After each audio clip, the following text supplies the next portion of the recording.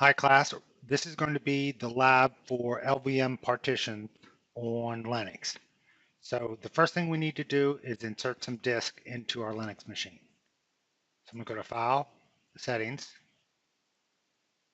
I have one extra hard disk here that I used for the last lab.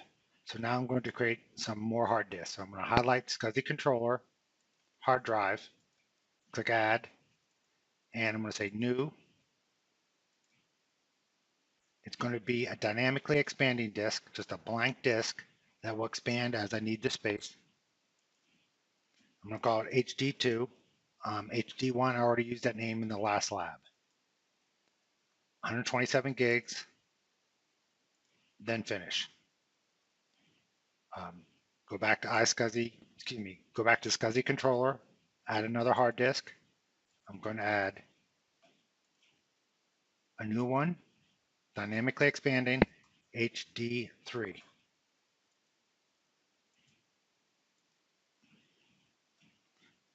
Go back to SCSI controller, select hard disk, click add, new, HD4. Next, next, then finish. The blue state means nothing's been saved yet. So these disks aren't committed yet. So when I click OK, they'll go black, and now the disks have been added. So I'm going to open up a terminal and sign in as root. And I'm going to look at the last few lines of dmesg. So dmesg, I'm going to pipe it to tel 20 and only look at the last 20 lines. And I can see C, D, E have been added. The reason why I was able to do tel is I did this quickly after adding the disk. If you don't see any of the disk there, you just might be able to do a search of something like dmesg, grep4, SD. You don't know what the end letter is. Excuse me. I have to escape that square bracket. Maybe not.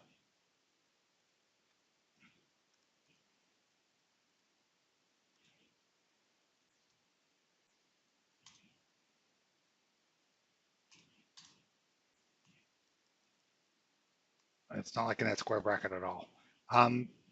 So we'll just do a search of SD. And you'll see, you might get some stuff from other messages, but we can see that we've added SDC, SDD, and SDE. So the first thing I want to do is add those physical disk to my LVM. So I'm going to do PV create and add those three disks, dev SDC, dev SDD, and dev SDE. And I can do PV display to see those disks have been added. This first one was added, it's actually a partition. The first one was added during the installation process. And these are the disks I just added.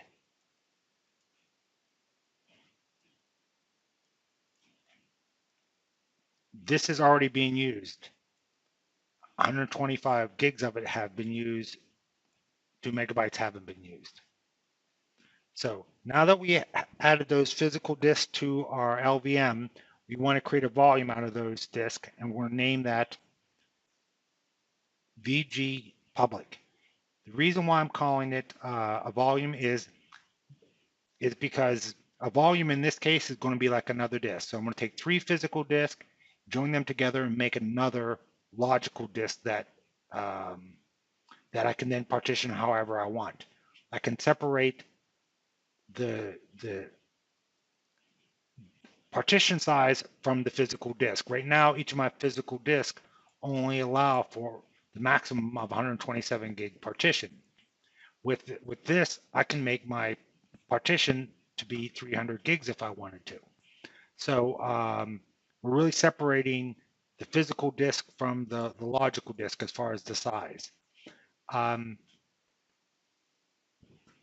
I don't really like to use the term logical because in the third process that we're going to do today, they also use the term for logical.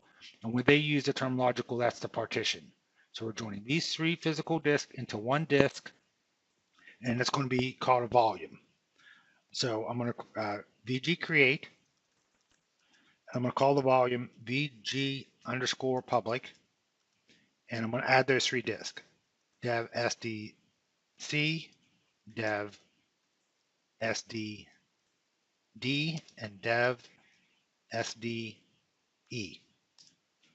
So that volume was created. If we want to look at the volume, we can do VG display and see all of our volumes.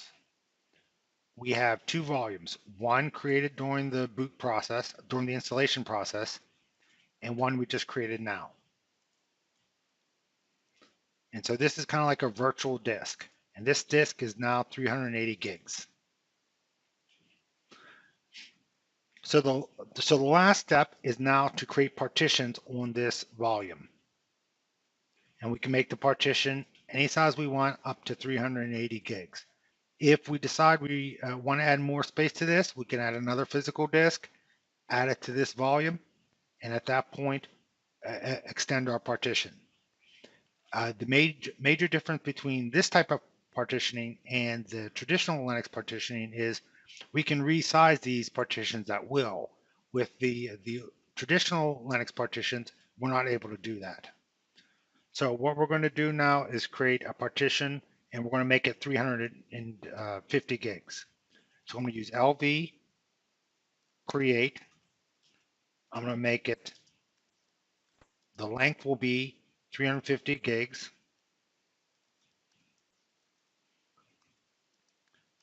And the name, I'm going to call it LV public. And I'm going to use, let me close this window out.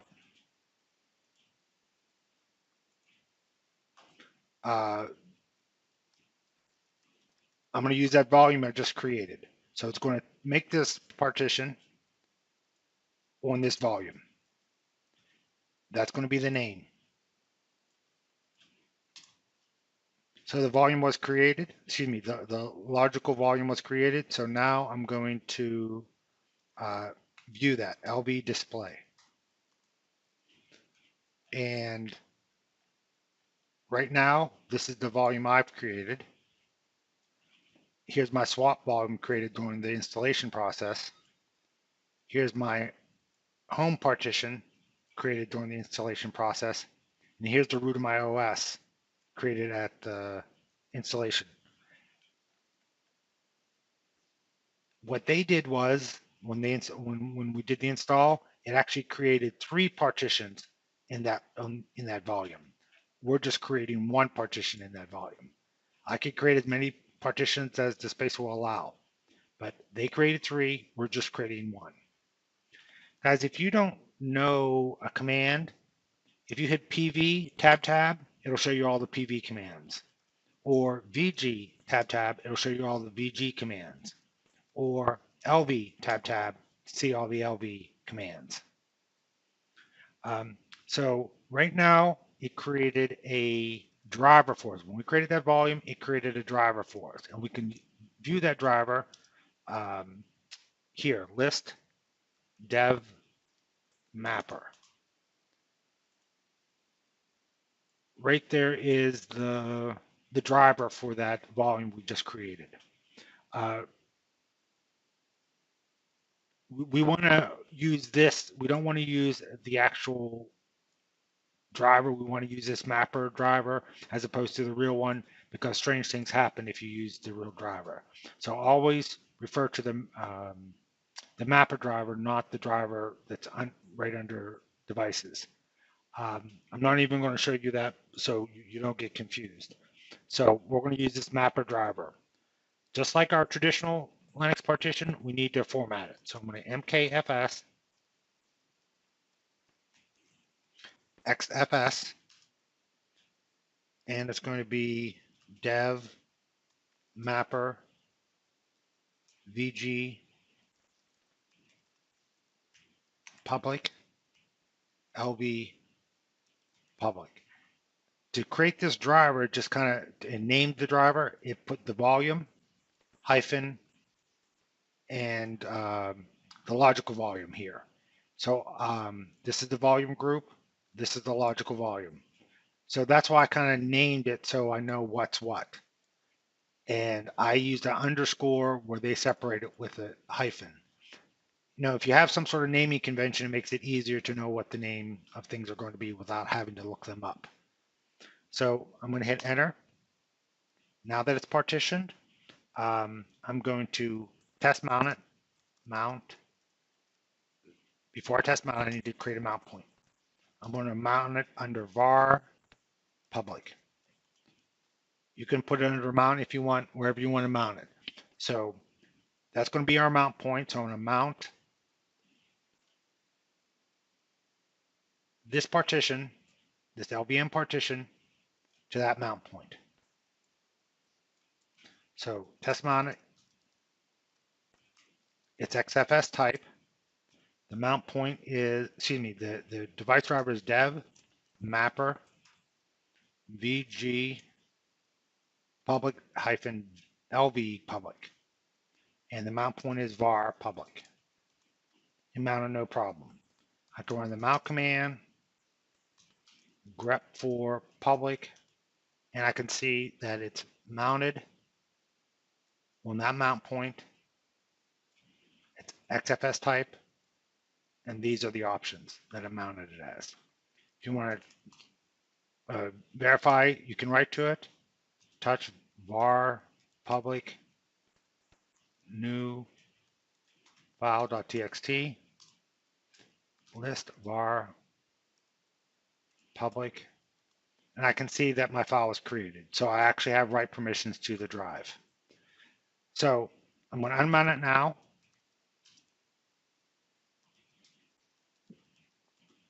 And I'm going to edit my etc.fs tab so it gets mounted at boot. So the first thing I'm going to do is edit that file, etc.fs tab. Again, this is the file that is read during the boot process to mount all my partitions.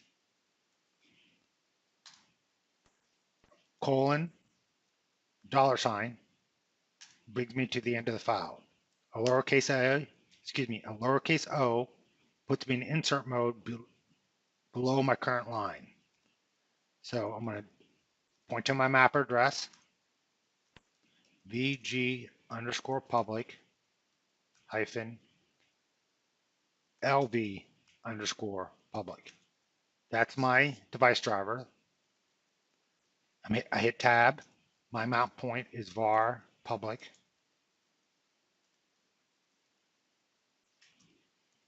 My file system type is FSS. I'm going to mount it with the defaults, rewrite mode by root.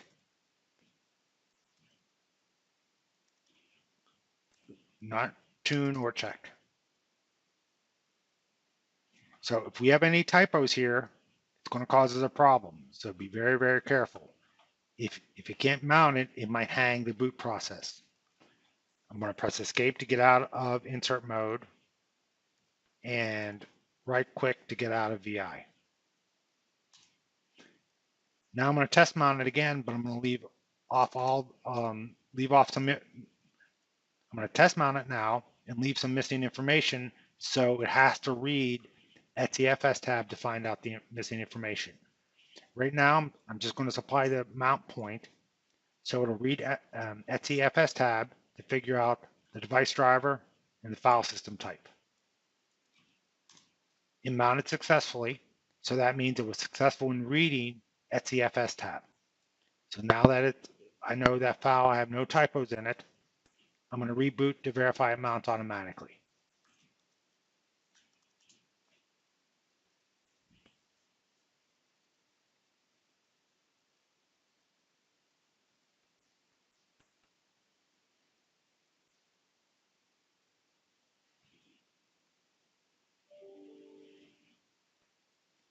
I'm just going to hit enter to speed it up.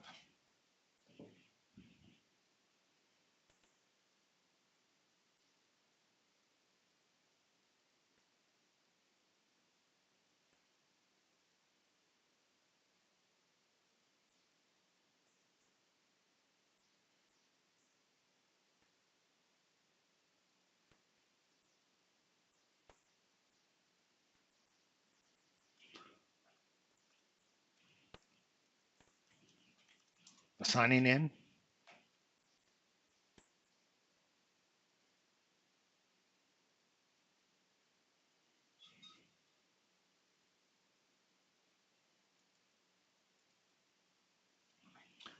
Just to view the mount points, I don't really need to sign in as root. So I'm just going to run mount grep for public. And I can see that it mounted successfully. Okay, that's it for this lab. I will try to get out a new video for the next lab as soon as we do it. Thank you.